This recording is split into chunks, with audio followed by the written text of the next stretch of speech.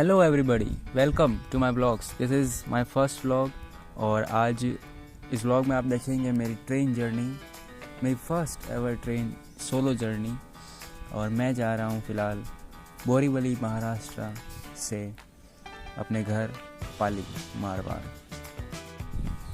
मेरे 13.5 घंटे जर्नी की शुरुआत होती है 19 जून रात 11:55 पे। मैंने अपनी पैकिंग अच्छे से 1 घंटे पहले ही कर ली थी। बोरीवली मेरी ट्रेन का सेकंड स्टॉप था, तो हम निकल गए यहाँ से 12 बजे, क्योंकि ट्रेन का टाइम था 12:20। अब क्योंकि मैं मुंबई में 1 महीने रहा, पर सिर्फ काम के चक्कर में मैं मुंबई ज़्यादा घूम नहीं पाया, तो इसी रास्ते में मैंने मुंबई का इंफ्रास्ट्रक्चर देखा, जो कि बहुत ही अमेजिंग था। और रात 12 बजे भी यहाँ पे रोड्स बिजी है। आप देख सकते हैं ये ट्रैफिक रात 12 बजे का है बोरीवली में। 16 मिनट में हम स्टेशन पर पहुँच गए और हमारे पहुँचने के 2-3 मिनट बाद ही मेरी ट्रेन आ गई। पहली बार अकेले सफ़र करने में मैं बस यही विश कर रहा था कि मुझे मेरी सीट अच्छे से मिल जाए, बिना किसी को उठाए वहाँ से। मुझे अच्छे से सीट मिल जाने के बाद मैं सीधा सोने चला गया और मेरी नींद खुली सीधा अगले दिन सुबह 9 बजे। उठने के बाद रेडी होकर मैं वेट कर रहा था किसी हॉकर के आने का, ताकि नाश्ता कर लूँ। थोड़ी ही देर में एक आंटी आए जिनसे मैंने जामुन ख़रीद लिए, तो मैंने नाश्ते में जामुन खाए जो कि बेहद टेस्टी थे।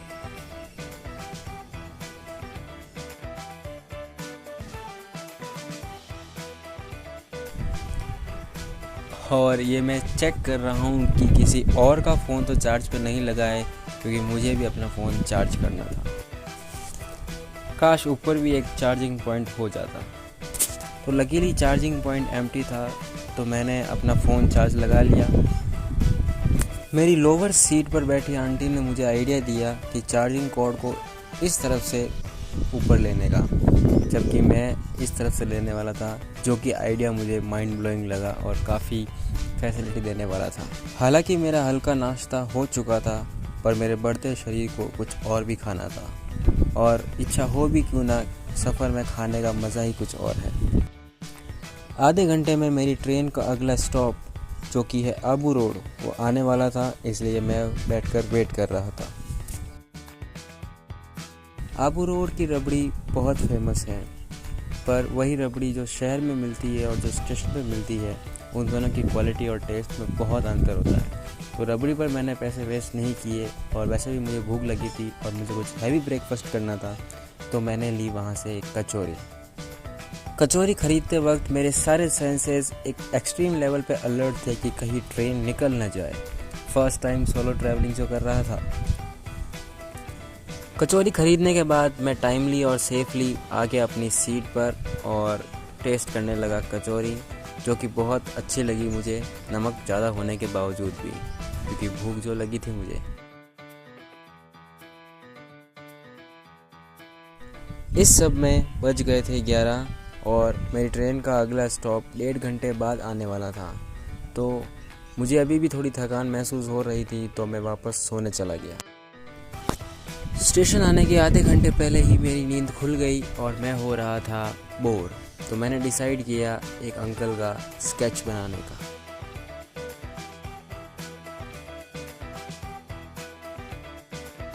मेरी एबिलिटी के अकॉर्डिंग स्केच तो काफ़ी अच्छा बना था, पर जिन अंकल को मैंने स्केच किया वो ट्रेन में आए ही नहीं।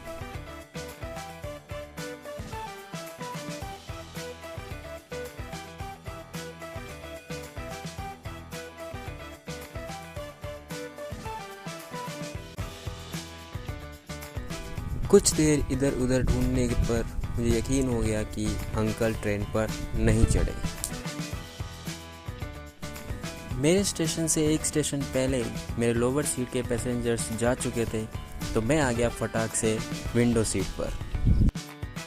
और मैं जानता हूँ कई लोग मेरी बात से सहमत होंगे कि this is travellers favourite seat, lower side birth. I don't know why, but इस सीट पर बैठते ही कुछ डीप थॉट्स आने लगते हैं माइंड में। तो 1 घंटे विंडो सीट का आनंद लेने के बाद मैं पहुंच गया अपनी डेस्टिनेशन स्टेशन पर, पाली मारवाड़। फ़िलहाल मैं जा रहा हूँ पिकअप पॉइंट की तरफ, क्योंकि मैंने अपने फादर को पहले ही कॉल कर लिया था मुझे स्टेशन से पिक करने के लिए।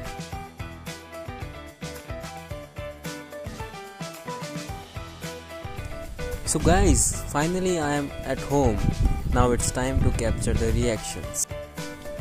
Every step I take into the home gives me a super nostalgic feeling, proving that I missed it. And here they are, my parents. The spark in her eyes makes me a little emotional. It's their son's homecoming. When I went near her, she directly hugged me, which made me feel a little emotional. So, I pretend to put bag aside and went to a separate room. I could not keep even my phone stable for recording. And here is my sister who is eating the snacks which she ordered me on WhatsApp to bring on the way for herself. And at last, thank you very much. Even if you are a one viewer, thanks a lot.